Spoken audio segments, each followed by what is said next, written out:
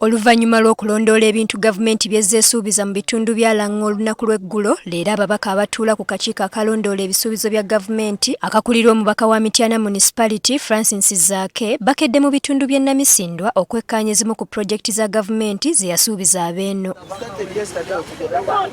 Bano balambudde oluguudo lwa Kafu Magale olwa kilomita 16 ng'eno abatuuze babuulidde ababaka nti tebagenda kwamuka bibanja byabwe ekkubo mwe ligenda okuyita kubanga nakati tebaliyirirwanga okuva mu mwaka gwa 2021. They told us that they're going to compensate us. We waited up until we saw these people started doing work. The work they are doing, we cannot even understand the arrangement because the first arrangement they told us is not what's working right now. We have heard from the ministry that they have so far paid up to 75%.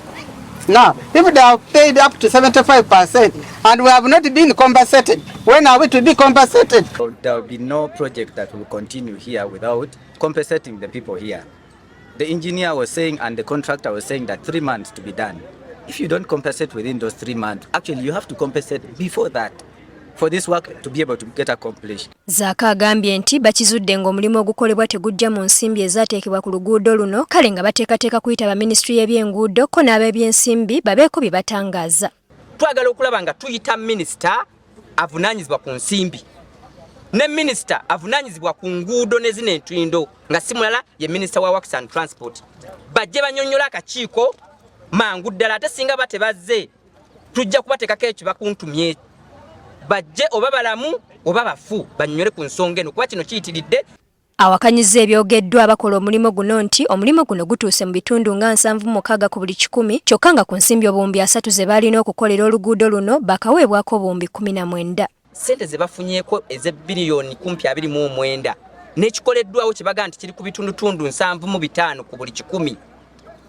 N'obigoberera ne ku ssente ze baakafunako 19 biliyoni 19 ku 29.